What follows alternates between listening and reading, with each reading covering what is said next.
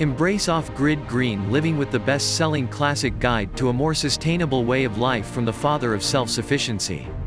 For over 40 years, John Seymour has inspired thousands to make more responsible, enriching, and eco-friendly choices with his advice on living sustainably.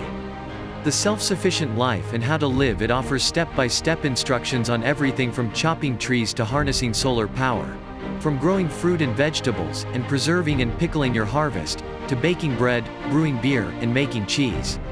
Seymour shows you how to live off the land, running your own smallholding or homestead, keeping chickens and raising livestock.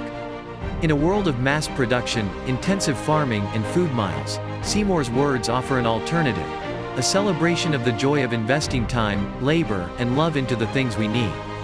While we can't all be able to move to the countryside, we can appreciate the need to eat food that has been grown ethically or create things we can cherish, using skills that have been handed down through generations. Find the link below and buy the book now.